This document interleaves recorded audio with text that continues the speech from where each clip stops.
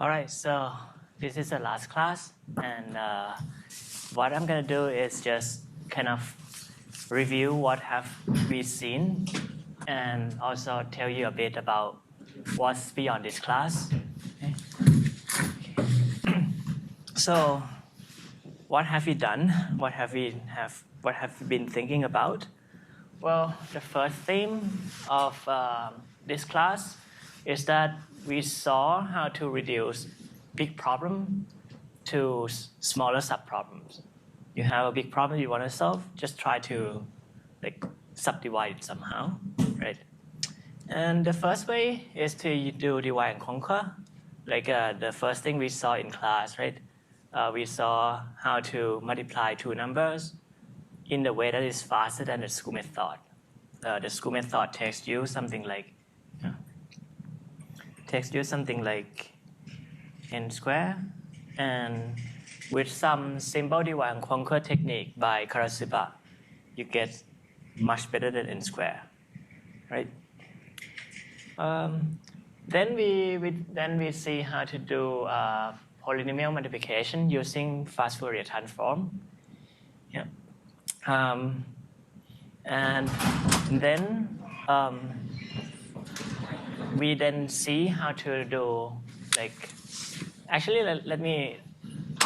then we see how to do selection faster than sorting. What selection? You have a list of numbers, right?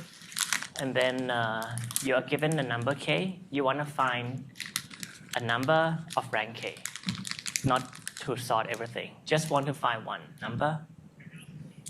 Do you remember what's the running time that we have for selecting one number? Yeah. Is it O of n? Yeah, exactly. It's O of n. And then for randomized algorithm, that's like a super simple algorithm. We just sample one number, call it a pivot, and then just partition every other number according to this pivot. The one is less than the pivot, and the one larger than the pivot. And you just recurse on the correct side, right? So that's like randomized algorithm that gives you O of n expected time. We also see that, okay, this is good and simple, but you can also get it deterministically. Anyone remember the name of this algorithm, how to select deterministically in O(n) time? Median and medians? Yeah, exactly. Good. Yeah. So yeah, that's median and median. Median of median. Yeah. Right. Okay. So then we have seen how to do divide and conquer, not just for fast algorithm, not just for really fast algorithm like linear time, but we also see that it's useful also for exponential time algorithm as well. So we saw how to compute maximum independent set, which is the NP-hard problem. So you cannot hope to get polynomial time algorithm. And we make it faster than 2 to the n time. The recurrent we get is something like this thing, right? Something like this, plus maybe O(n), something like poly n. And then we need to solve this recurrent. And yeah, we have seen how to solve this weird-looking recurrent, but there is a name for solving this thing. Anyone remember the name? The method to solve this thing. The annihilator? Yeah, annihilator method. Yeah, exactly. Yeah. So this is what we have covered. And then another way to solve big problem by looking at smaller problem is dynamic programming. Okay? And we have seen how to do dynamic programming in many ways. The simple one where the dynamic programming table is just one-dimensional table, like knapsack. Or it can be more complex, like 2D, like two-dimensional table, like edit distance, matrix multiplication, like multiple matrix multiplication, and computing the best binary search tree and RNA folding, right? So, anyone remember the running time of edit distance? Yeah. Is it n squared? Exactly. Good. So, yeah, n squared when there are two strings of size n, and you want to check how many edits you need to transform the first string to another. Now, we also see that dynamic programming table doesn't need to look like a table. It can look like something else, like a tree, right? As long as like the structure of the problem allow you to do like to compute to compute optimal value of the sub problem easily, then you can build this optimal value of sub problem bottom up easily. And when the graph is tree, that's one, like that is the natural way to do dynamic programming table, which is just to compute optimal value bottom up from the leaf of the tree. So not just a tree, we also see how to get dynamic programming table, which is like even less obvious, like it's based on the set. And the table now is going to be of size exponential, but it still makes sense because when you look at traveling salesman problem, the running time of this like problem, if you solve it trivially, right? So actually, anyone remember what's this problem and what's the running time of the trivial algorithm? N factorial. Is n factorial? What's the problem again? You have a graph and you want to find a Hamiltonian cycle through the graph of those. Yeah, you want to find a cycle that visit every node once, and that cycle should have like a smallest like a total length. And if you just list all of this cycle trivially, it's going to be n factorial, which is something like n to the n. But then we see that with a more clever dynamic programming, you can like make n to the n to be 2 to the n, roughly, like with some polynomial factor. So yeah, so that's like nice and like classic. Then we look into the next part of the lecture, which is shortest path. And if you think about it, this is just dynamic programming again, but you implement it on a graph. Right? Okay, we have seen Bellman-Ford algorithm.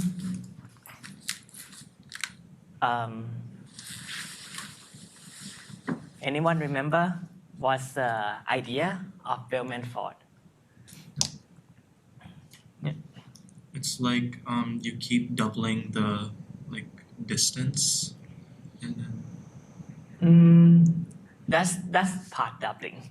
Oh, okay, never mind then. So for Bellman-Ford, just to recall, this is the algorithm that try to compute shortest single source shortest path. Right? You want to compute the distance from S to T for all T.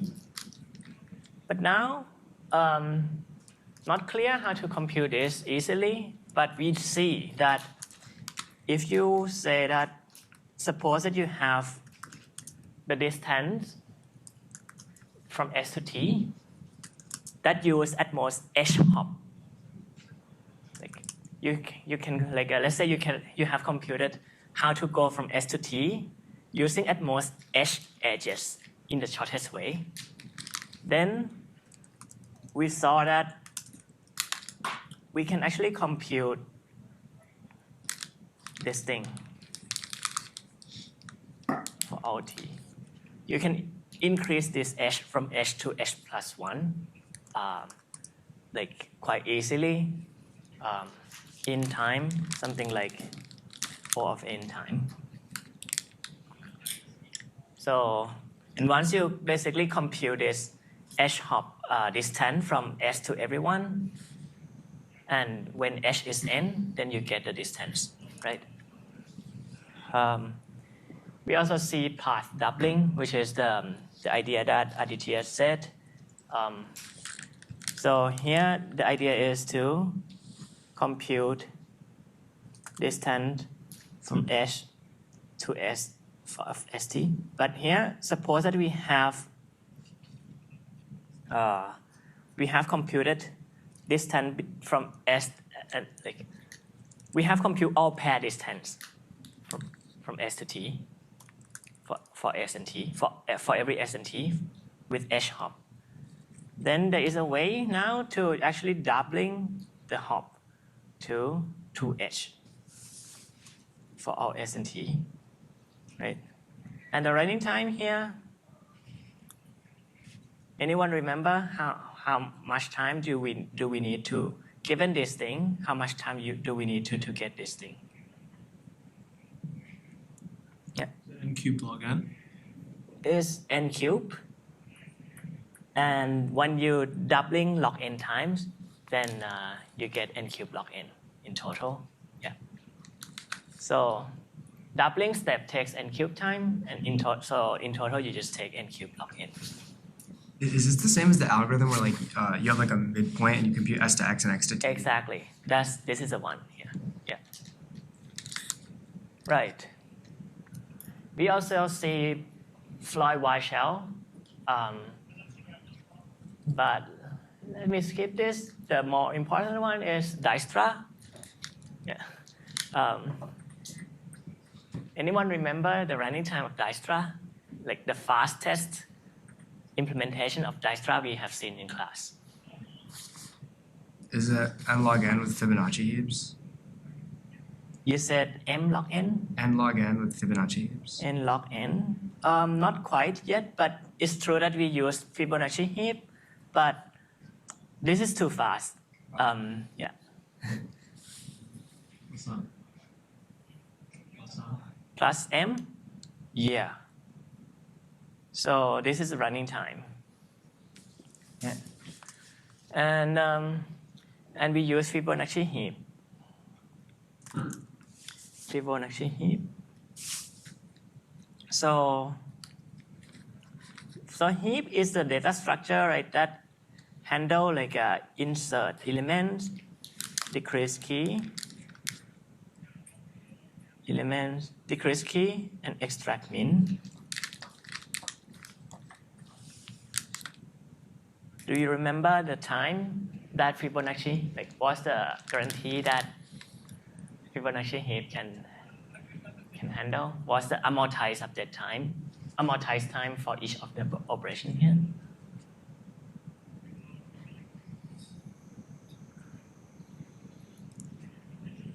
And then the decrease is, one is log n, Okay. and other one. One thing is log n. Which one is it? Decrease. Okay, that's not correct yet. Okay. Yeah. Insert should be log n and the other two are constant. Okay. Insert is log n. That's not correct yet too. So, yeah. So the correct one is this is log n, and everything else actually is constant, amortized. This is amortized too. Okay. This is just to remind you what we have. And so basically, when you use Fibonacci heap to get Dijkstra, you basically call this thing m time and call extract min n time. And this is why you get this kind of running time. Right? Okay. So that's like dynamic programming, and that's like the first theme. Then the second thing that we have seen is like we see how to analyze the overall performance of some process, of data structure or some process. Right? So basically, it's the topic of amortized analysis. Right? So we have seen at least 3 methods, actually exactly three methods to do amortized analysis. So the first one is direct method. Do you remember 2 other methods that we covered in class, at least the name of it? Bank account and potential function. Yeah, bank account and potential function. So we have seen how to do that in the homework. I just want to mention one thing though, that potential function method is universal. What do I mean by that? I mean that for any process at all, if it guarantees amortized bound, there must exist a potential function that allows you to get to bound amortized update time or get amortized bound for that process. So every process can be analyzed using potential function method. It always exists maybe some crazy potential, but if that such amortized bound exists, there must exist a potential. I didn't show in class why this is true, why this function this method is universal, but yeah, it is, and you can have a look at why. Yeah. So, and anyway, we use this kind of method to analyze a bunch of things. The first one is that we have seen is to get algorithm to maintain shortest path when the graph undergoes some updates. Right? So the algorithm is called event-Shillor tree. Anyone remember what kind of update to the graph that it can handle, and what's the running time of this algorithm? Leading an edge and checking for connectivity, ST connectivity, and runs an O of MN. Yeah, so you can almost so the only thing that you're not quite right is that you can maintain more, not just ST connectivity. We can actually maintain the distance from source to everyone. Yeah. So it can handle a sequence of edge deletion and maintain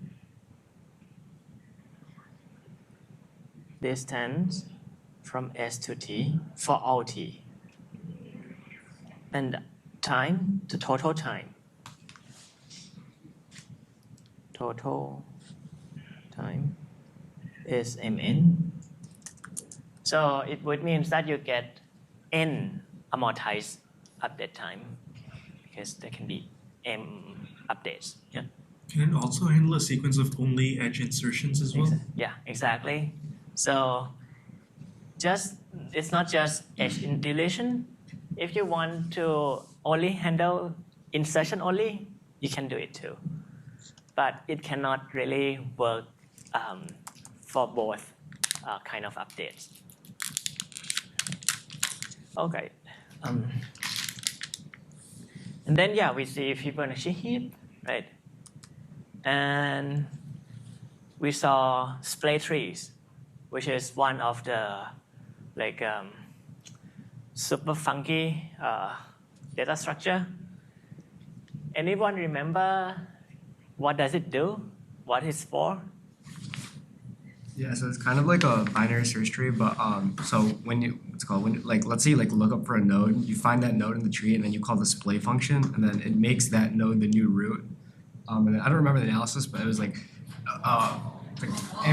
plug n for everything, and then it's O of 1 lookup for predecessor and successor. Actually, yeah, good. So the only thing that not quite right is just like everything is locked in. Even for predecessor and successor.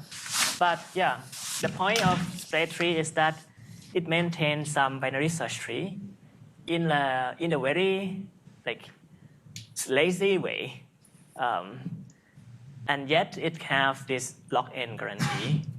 And what does it do when you access when you want to access any node? Just try to move it up to the root, right? Just keep rotating it up to the root. But I just want to stress on one thing. The key point why split tree works is that if you want to access X, and this is like a parent and grandparent of X, if you just say that, okay, keep moving X to the root, then you would just rotate X and Y first, and then rotate it up and again, and the tree would look like this. Basically, just move X up above Y and Z, and the tree would look like this. But this is not the point of display is that it doesn't do just this exactly. It does flip it to be like this. This is a 6-6 step in display, and this is actually what makes everything ticks in display. So if your grandparent and parents are on the same side, you actually kind of want to flip both, make this guy, make Y above Z as well. So you get this kind of thing. And magically, once you do this thing, it works. Yeah. I kind of forgot. Isn't the reason we care about split trees? It's because we want our most recently used elements to be at the top of the tree, right? It's for practical reasons, because doesn't technically have the same complexity as a binary search tree? Yeah, very good. So the point of split tree, first of all, it has a amortized log n in the worst case, but yeah, it has much more property that it guarantee. For example, if you want to frequently access some element again and again, it will guarantee a better access time than log n. And there are many more guarantee that many more guarantee that this split tree give. We have seen something called working set and static optimality, meaning that the running time, the access time of split tree is as good as any static binary search tree. So super strong, yeah. Okay. And the next thing is we have seen this problem of dynamic edge orientation, right? Anyone remember what's the goal in this problem?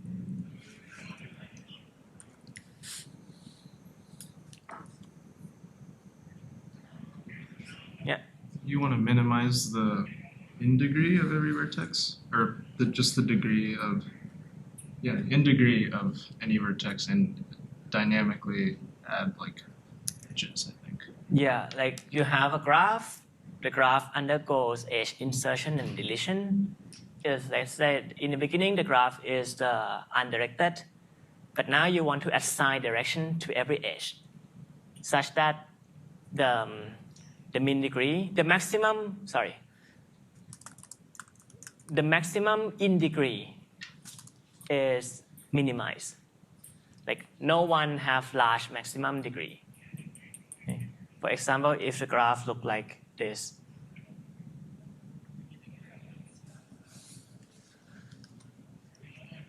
then this guy have large in degree, then maybe you just flip everyone.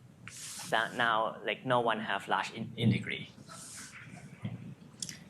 And yeah, we see how to maintain this thing quickly and dynamically. Okay, so that's the second theme. And now the next theme is how to use randomization to save space and time. Okay. So the first thing that we have seen is dictionary. So instead of using binary search tree to implement dictionary data structure, this one have log n query time in the worst case. Then we see that, okay, if we use hashing, use some randomization, you can improve query time to something like constant, right? Okay. So the first simple algorithm that we saw is to do hashing with chaining. And the idea is that you have a hash function that map any universe into array. And yeah, anyone remember what you do after that? What does it mean to do hashing with chaining? It's like you use a hash function, you hash into a bucket, and then if there's a collision, you use like linear quadratic, so some form of probing to like push it to another bucket, and then the goal is to have a hash function that minimizes collisions. So, well, not quite. We never move we never push it into another bucket. Yeah. Maybe second try. To the end of the list. Right. So it's like we have an array, and now on every entry of array, we just maintain some linked list, right? And now, if there is a collision, just put it into the same linked list. Okay. So the linked list can be long, some can be short, but in expectation, the size of the linked list is just constant in expectation. So that's why query time is constant in expectation. But this is just in expectation. Then we see how to improve this expected bound to worst case bound. Right? So anyone remember at least what perfect hashing does? How did we manage to get worst case bound, worst case query time?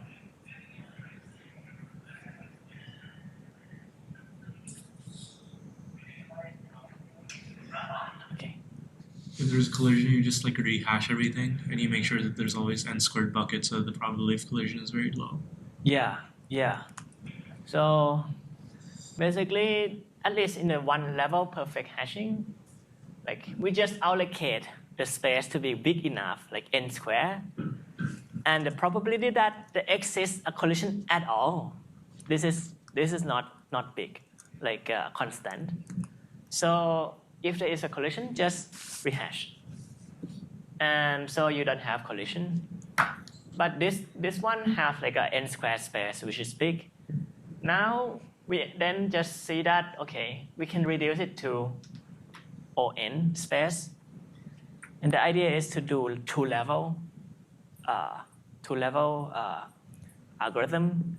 So imagine that you just try to implement hashing with chaining first, so that you have the first level of first hash function that map universe into array of size n. Now instead of each entry you have a linked list, right? You just use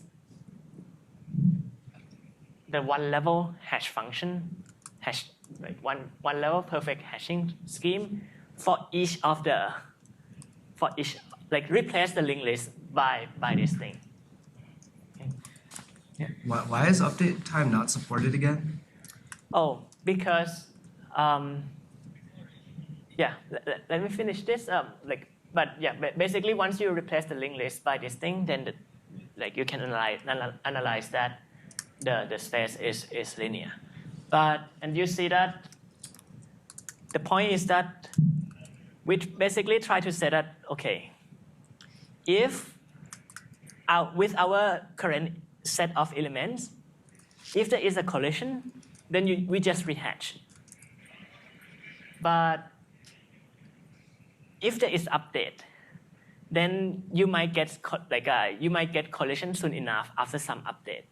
So you can handle updates, but you don't get a good guarantee on the update time. Yeah. Basically. I mean, you can extend the algorithm to handle update actually, but it become more complicated and not that good. Yeah. But the one that is actually good is cuckoo hashing, right? So yeah, anyone remember this algorithm? You basically hash the same spot and keep kicking. If it rehashes to that place, you keep kicking it out, and then you can analyze if that's a closed loop situation where you'll never find it would never rehash properly. In which case, you just select hash functions. Exactly. Very good. So here the point is that whenever you want to insert anyone, you have a hash array.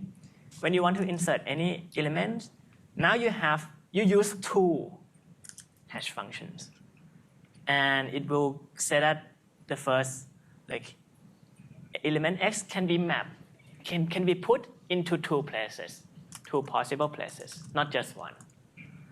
And now, if you want to insert x, if there is someone here, let's say y would have two places that it can go to, and then you can keep kicking the guy. You try to, if y is here, you push x here, and then kick y. Y might kick more and more people. And we saw that, okay,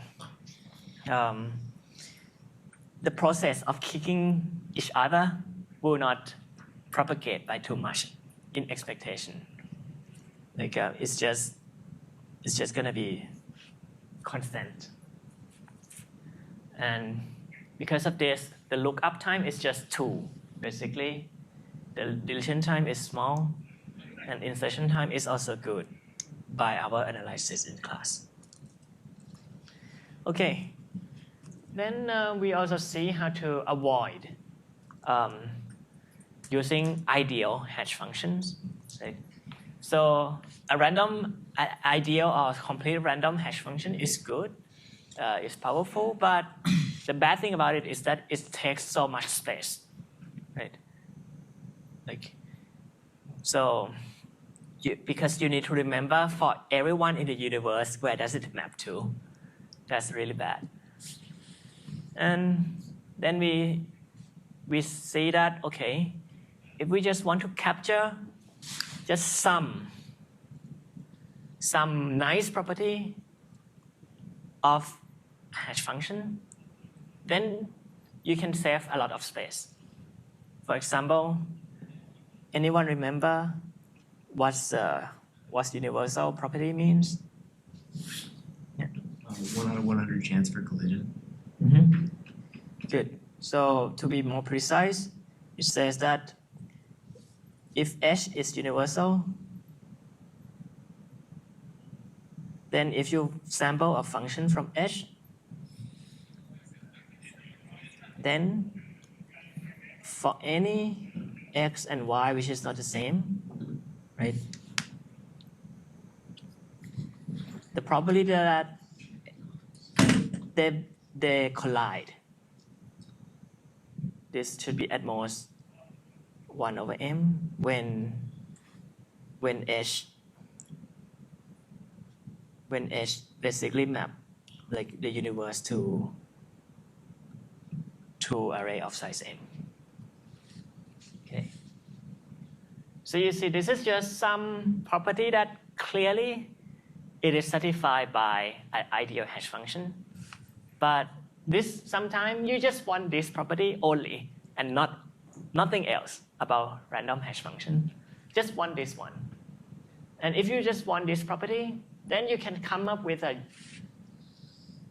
family edge that is much simpler than like than an ideal hash family. So this family can be much simpler and much more efficient to do. Okay. You see that there is a stronger guarantee called pairwise independent, and even more stronger guarantee called k-wise independence, right?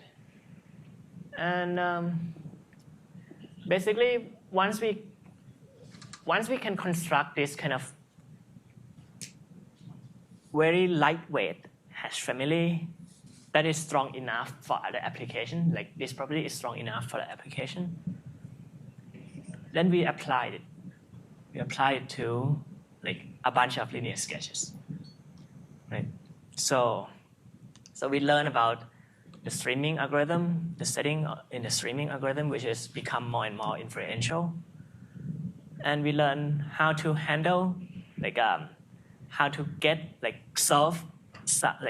how to get some nice algorithm in the streaming setting using linear sketch. For example, we learn about count-min sketch. Anyone remember what's the purpose of count-min sketch? What does it support? Is the data structure that support what? Let's say you have a frequency vector and you keep updating the count-min sketch, and then when you query one entry of the vector, you want to get exact value that is updated, and the count-min returns the mean of those entry you preserve. Yeah. Good. So if you have a frequency vector, let's say x is a frequency vector which is huge. It has n dimension. N is huge. You have no way to use space n, let's say. Then this guy allows you to given I, return the estimate of xi, right? Which is within some error here, but not too bad. But now the space look like 1 over epsilon times log of 1 over epsilon, 1 over delta, when delta is a failure probability. Okay. Right. So the space is very small. Yeah, we then learn how to get sparse recovery and L0 sampling and L2 norm estimation, a bunch of things. We also learn about Johnson-Lindenstraut lemma, which is a way to reduce the dimension of any data to just dimension something like log n. Okay. And all of these use hash function to save space, actually except this one. But yeah. All right. We learn a bit about application of linear sketch. How can you use it, not just in the streaming setting, but to get some distributed graph algorithm, how to sketch some cut information in the graph. And this appears in the exam as well, right? So you saw that. Many of you skipped that one.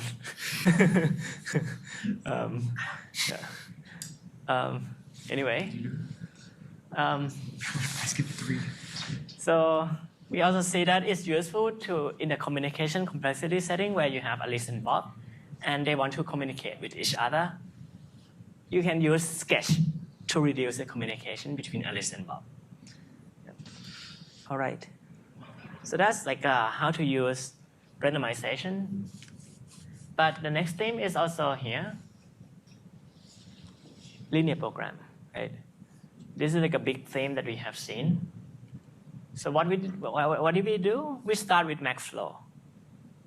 So MaxFlow is essentially just the first example of problem that we see that can be captured using linear program. Right? We just see this as a first concrete example. And then we talk about algorithm to solve MaxFlow, Ford Focus, and NDNITs. Right? Anyone remember the running time of these two algorithms? Okay. O of mf and O of mn, or O of mn squared. Yeah. So this one just keep finding augmenting path, right? And this one like is based on blocking flow. So this one is polynomial time. But this one is not when f is big. And we see MaxFlow min-cut theorem, which is, again, you saw later in class that this is just a special case of LP duality. Okay. And we then, given with the MaxFlow, we then reduce like a tons of problem to MaxFlow. We start with the min-cut, disjoint path, global min-cut, and everything here in the vertex cut version, right? Like when you delete a vertex instead of edges. We look at maximum matching circulation, but the point here is that like even the special case of LP, like MaxFlow, is just so powerful that capture a bunch of problems. So in other class, you might learn how to use reduction to show hardness. But here you see how to use reduction to get an algorithm. Okay. And MaxFlow is strong enough to capture so many things. But of course, linear program is much stronger. It's just capture much more. And we look at it. We see what is linear program, what's LP duality. And once you see LP duality, we see how to prove MaxFlow min-cut in a super different way than like the one based on Ford Ferguson. We practice how to derive dual in homework, and we saw the proof of LP duality at the end of the class. Actually, last class or the class before that. That is use multiplicative with update. Right. And the point of linear program is that again like you can reduce tons of problem to it. Right. Basically, most fractional problem that appears in manufacturing just exactly can be captured exactly with linear program. But this is for fractional problem. But okay, what about integral problem? It doesn't really capture exactly by linear program, but it can be captured by integer program. But that's not a big problem. You have a problem, you just try to capture it with integer program. Then you just relax the problem, so that now it's use LP relaxation, and now it is like approximately captured by linear program, and then you route it after that, right? So this is how the extent how much linear program is useful. Like it's just basically useful. One of the big hammer when you see any problem that you want to solve, think of linear program. Yeah. And then we see that okay, linear program is not just a powerful black box. It's just a tool. It's a tool for designing algorithm too. Right? How? We use the fact that we know about LP duality, and then look at we use it to design primal dual approximation algorithm, right? So we don't use LP as a black box at all, but we just write down the LP and design the algorithm based on this LP. Right? And the algorithm will come out to be like a very combinatorial, very understandable, and fast. No big black box. We also use it in primal dual online algorithm to bound competitive ratio. Okay, and the last theme in class is that what do we do when it's just impossible to get optimal solution, right? How can you still rigorously obtain like a guarantee near optimality? Okay. And the first setting is approximation algorithm. This is a case when you just don't have enough time to compute optimal solution. Must take exponential time. You don't have enough time. Right? And so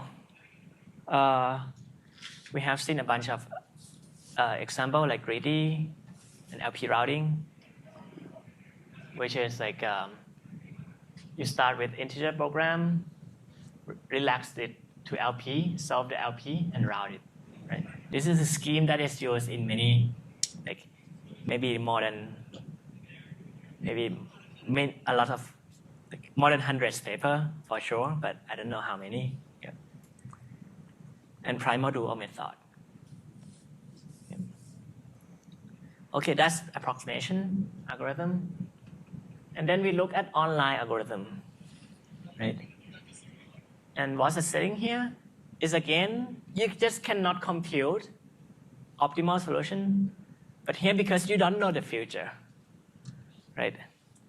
You have no future knowledge, and you just cannot compute optimal offline algorithm. Okay. Then we look at ski rental. Anyone remember this one? What's the problem and what's the best competitive ratio for deterministic algorithm that we can do? Yeah, so for some reason your boss sends you on vacation, but he also wants to make you spend as much money on ski rental as possible. And you don't have to pay for anything on the vacation, but you do have to pay for skis. So you can either rent $1 per day or you can buy it for $B.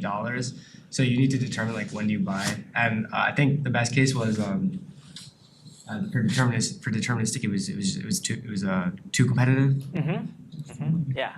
So anyone remember the algorithm to get the too competitive algorithm? What's the algorithm?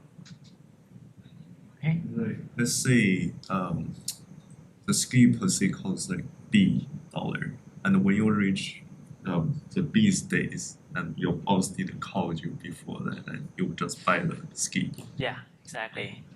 If the cost of the ski is B, just rent for B days and then buy, right? So that's the best you can do deterministically, and that's two. We see also how to get how to prove low bound that match these two factor. However, if you allow randomization, you can do better, right?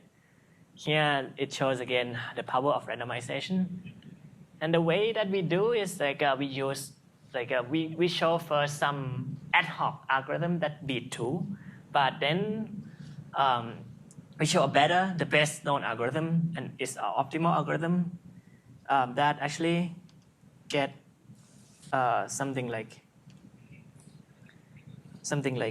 E over E minus 1, which is 0.5 something. And how do we get this kind of algorithm with much better guarantee? We basically lift the method of LP routing to the online setting. The method of starting with integer program, relax and solve and route. We just do all these steps, but make every step works in the online setting. So it's less obvious how to do each of the steps that we can do, right? And then the next thing is like we don't know the best expert. How do you choose the best expert without knowing? We want to minimize the regret. And we saw how to deterministically choose the best expert. Like one is halving algorithm. Basically just follow the majority, right?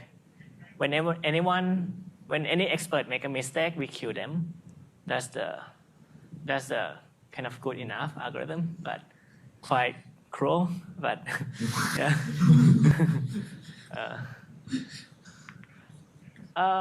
But then we look at a randomized strategy, which is much better.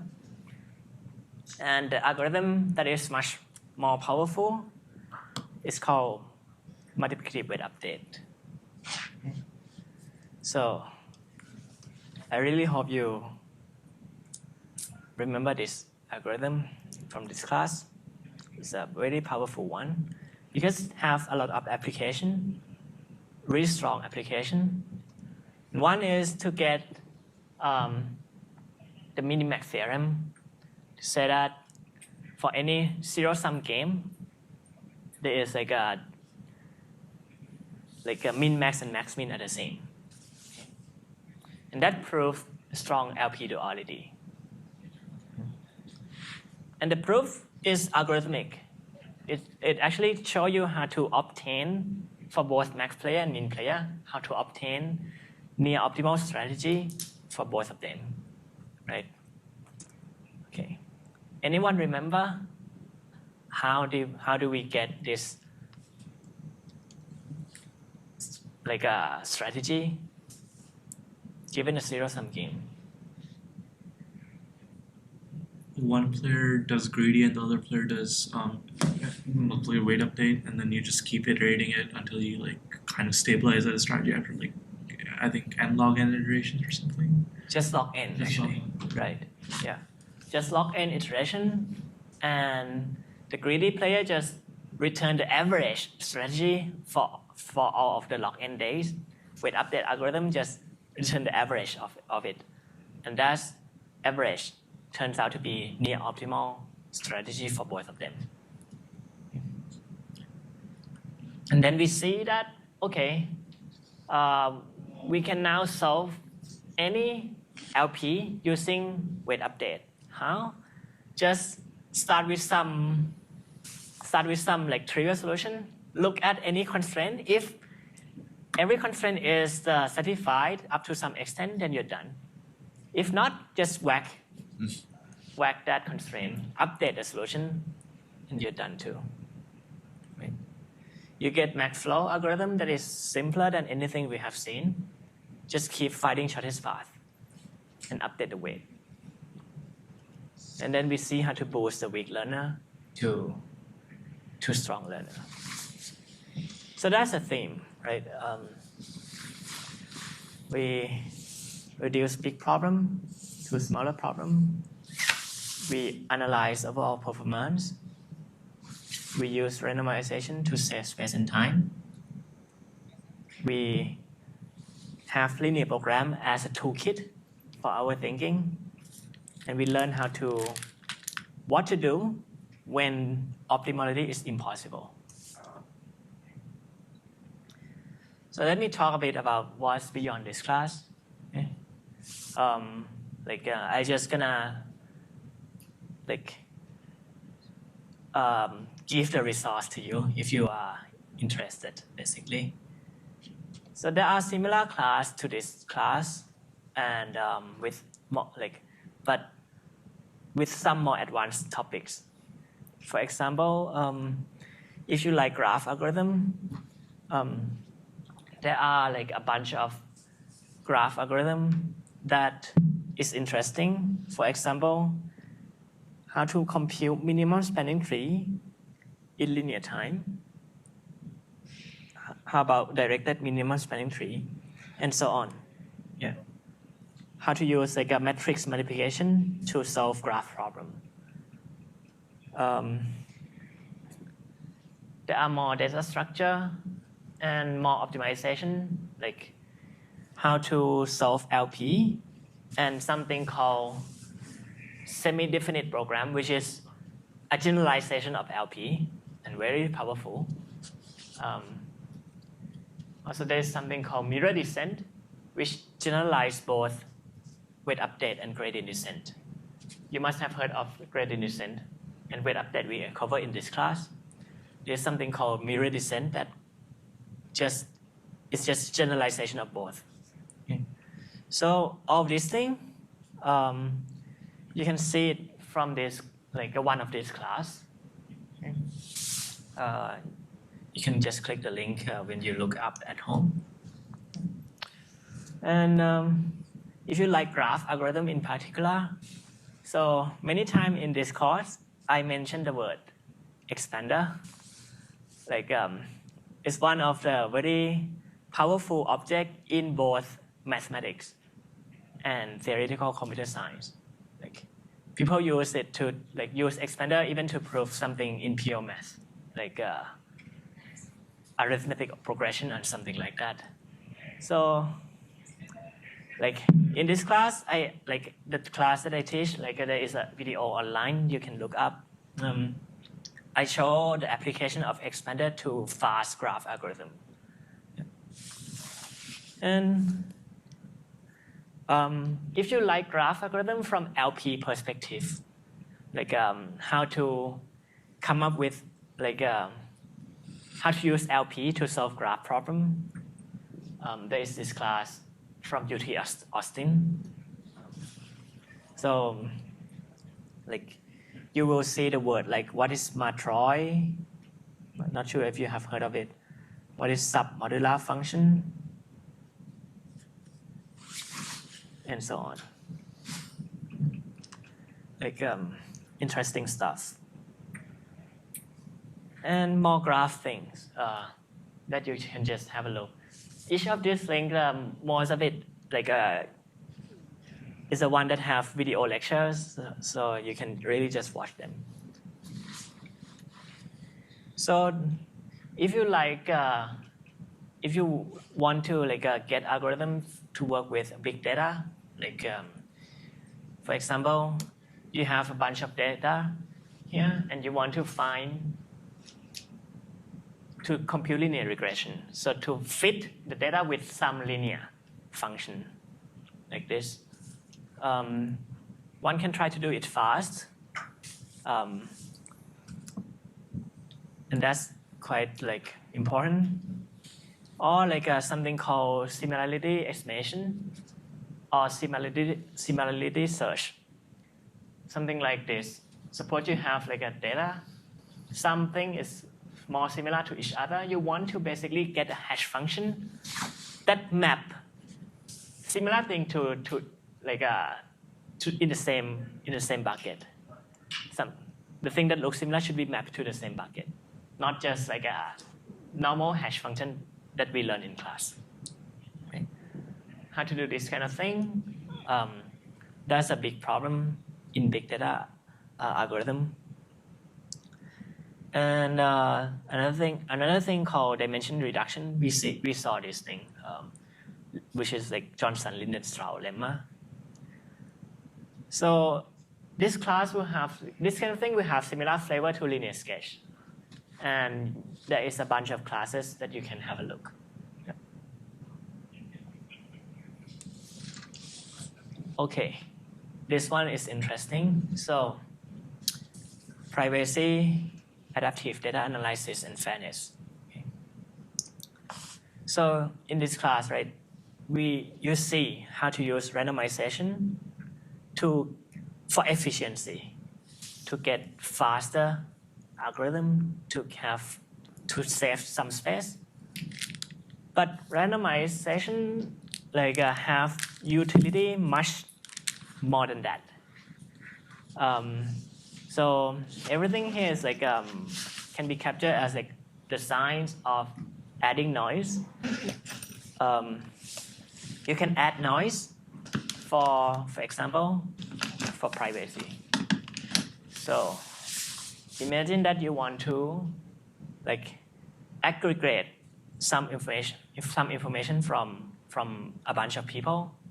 Let's say information from the patient in the hospital, right? This information is useful for research, but at the same time, this is really sensitive data, so you don't want to review any sensitive data of any individual. How do you still guarantee that you can aggregate some data, get like a good information about this data, but you also guarantee mathematically that you never review like sensitive data of anyone? How you do that, right? So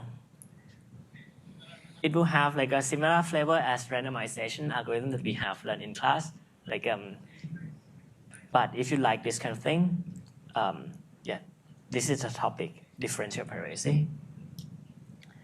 Also, but the point how to achieve this is like basically you kind of add noise to data, like add it enough so that now the privacy of everyone is is now handled, but you don't add it too much so that it destroys the overall statistic of the data.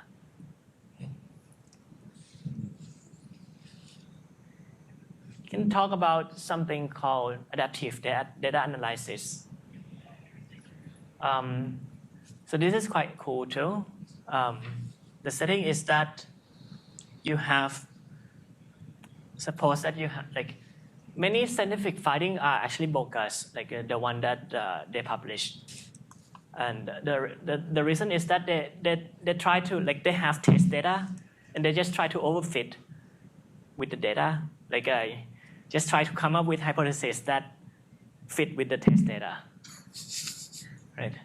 And once you try to overfit it like that, it just like the hypothesis, the law of that finding, it just doesn't work. It just for this test data, it doesn't work in general.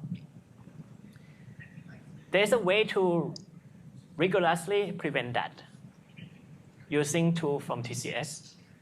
And surprisingly, actually, to achieve this thing, you use private algorithm to get it. Like it turns out that if your algorithm is private, then it works. Like it allows scientists to get like a good scientific finding that generalize to the real world. Very interesting connection, but like I don't have time to talk about this. But if you want to learn more about it, just go to these courses. It will have the same flavor like randomized algorithm we learned in class though. And there is a book called Ethical Algorithms. Yeah. This is like a less kind of pop sci book. You can have a look. Okay. So if you like the last part of the course in the last lecture, like boosting and that kind of thing, this is a topic called online convex optimization. So weight update is just one example in this area called online convex optimization. There are many other settings that you want to minimize regret. And one of that is reinforcement learning. This is like deep learning people really like look at this topic quite a lot. So if you want to learn more, just go here. I now want to mention kind of the flip side of this class. This class kind of focused more on upper bound, how to get fast algorithm and so on. But there's this area called complexity theory that kind of focus more on the lower bound side. And if you ask what is it, like it's like this, it basically try to understand the nature of computation itself. So let me try to give you some example of questions that they care about. So the first example is like a P. You know P. P is a class of problem that you can solve using polynomial algorithm, polynomial time algorithm. Then there is another class called BPP. Just a name, but like you know this well. It's just any problem that can be solved using randomized polynomial time algorithm. We have seen a bunch of randomized algorithm in this class. Now the question that they ask is this. If the problem is solvable with randomized polynomial time algorithm, so it's in BPP, must it be in P as well?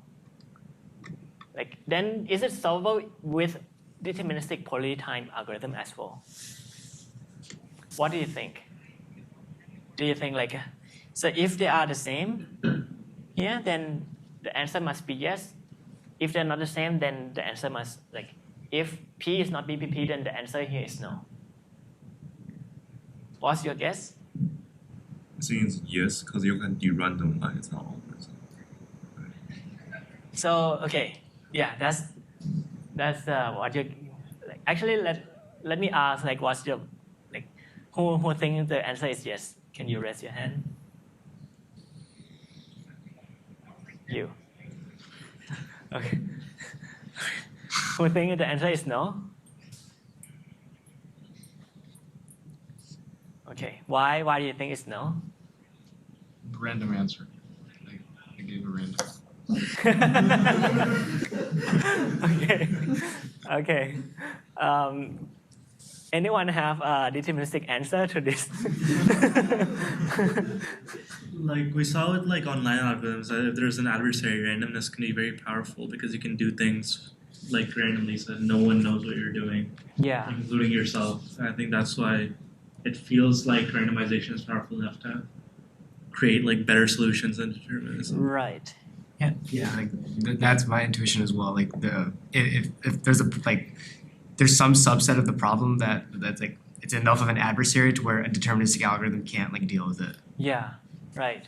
Agree. Like, if you ask me, I would think so. Like, obviously from this class, the point of this class is to say that randomization is powerful, right?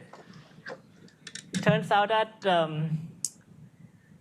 like indeed it is powerful in the online setting. It is indeed powerful in the streaming setting, but in the classical, super classical setting, it turns out that if you believe in like in some hard problem, if you believe that there is some hard problem exists, then you must believe that P is BPP. So anything that can be solved using randomization in polytime must be able to like admit deterministic polytime algorithm too.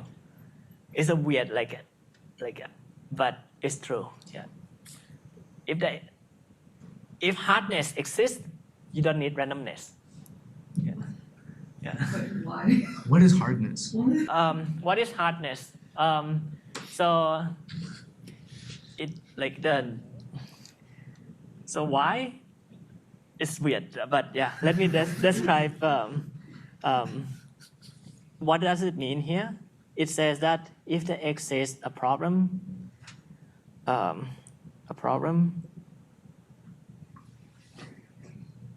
such that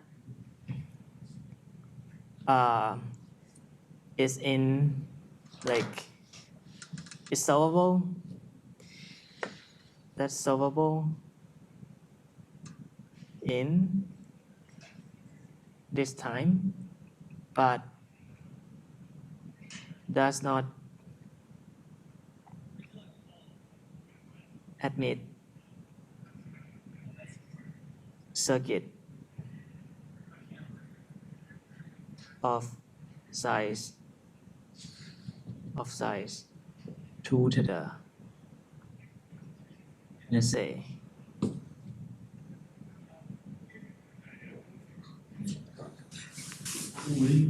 Circuit.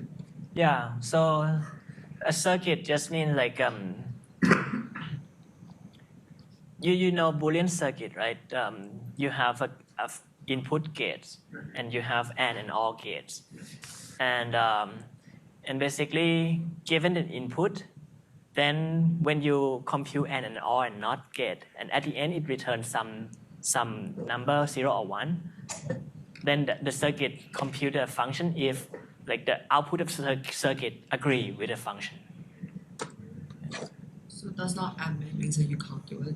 Yeah, you cannot. Oh. So like, if there is a problem that is basically like, it can be computable into the n time, but it's hard enough in the sense that you cannot find a circuit of size 2 to the n to the 0.001. You just need it to be hard enough so that you cannot solve it with a small circuit, small circuit. Then if you believe this, then B and BPP are the same. Does there exist a hard problem? Do people believe that? Like, what's the consensus? People believe that. People believe that like this thing should exist. Hard problem should exist, but we don't know how to construct it yet. Yeah. Does that mean that every problem we know of can currently be computed by a small circuit? No. So, like some problem you don't know how to analyze too. Oh, okay. Yeah. Right. But you see, this is kind of believable hypothesis. Like it can be like you just want it to be hard enough. Like it can be computed to the end, but hard enough that you cannot compute it in this time. But the point is that it's not about time here, it's the size of the circuit. But this is, you might want to like look more into this class. Yeah, but this is some surprising thing. Another surprising thing is called PCP theorem. And you might even like say that this cannot be true, but it is. So in like in English, the way to say this is that if you have any mathematical proof, let's say whether it's like a proof in your homework or let's say I prove Riemann, I have a proof of Riemann hypothesis. Okay. But suppose that I prove it, but I don't want anyone to like learn anything from it, or like the point is that given any proof, you have a compiler that can compile that proof to another proof, such that it's so easy to check that proof, the new proof. How easy? The proof can be long, but all you need to do is just to random probe, like do some random probe to the proof. Like look at, let's say, 100 places of the proof randomly and compute some function of this 100 many bits. And then be convinced that this is 99% correct. So any proof, whether it's long or not, just need constant time to verify.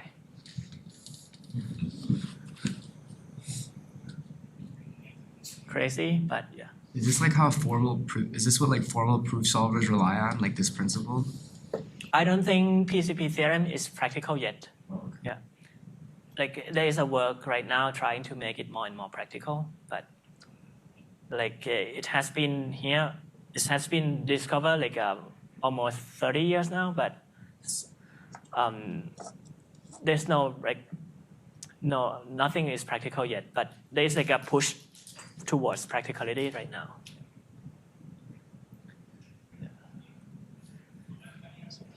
Yeah, so this is like PCP theorem, and the way you think about complexity theory, you can think like it's like you can think like it's a philosophy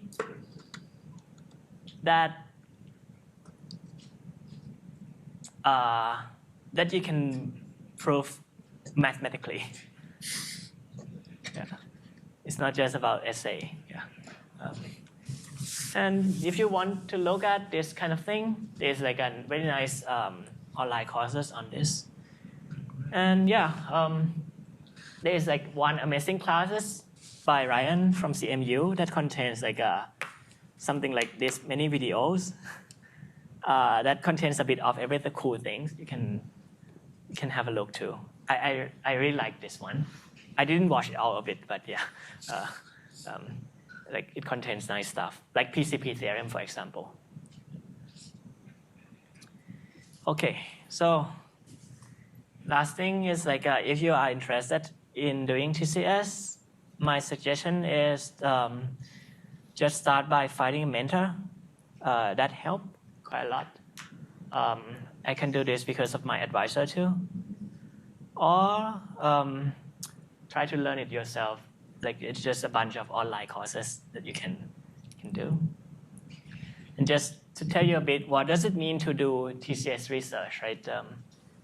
So it's about reading papers. That is, kind of play with the idea, and try like when you read papers, like you just try to basically extract some idea and adapt it to the problem that you care about.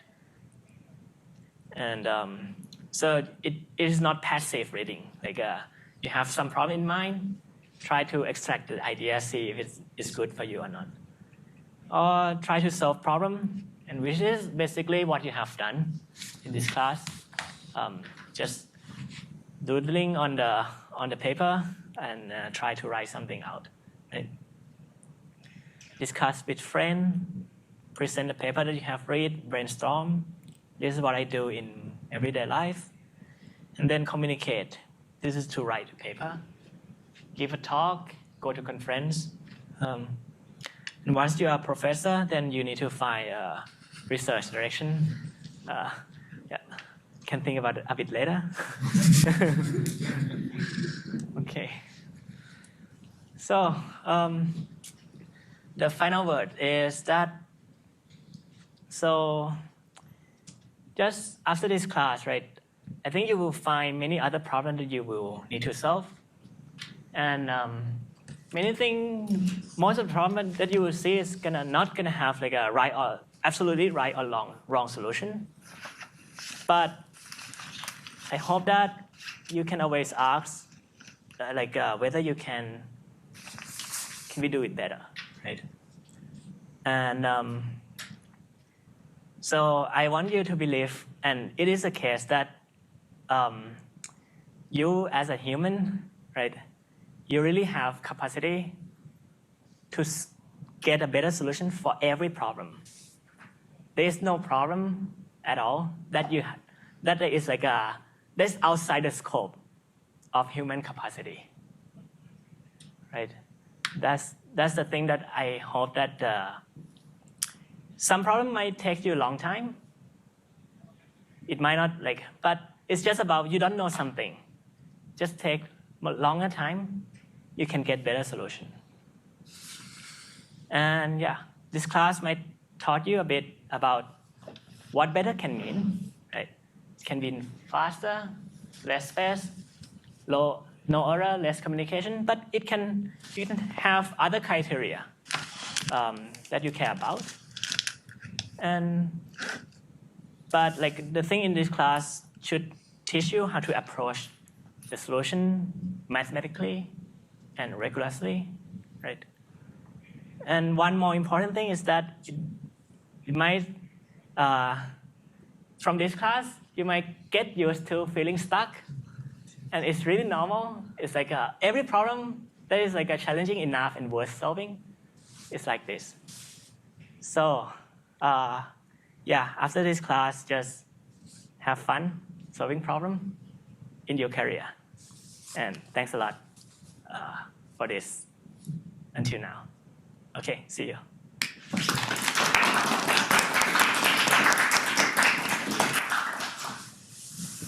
And because it's the last class, I actually I bring some cookie for everyone. Bring stickers. So you can get it. Let's see. And we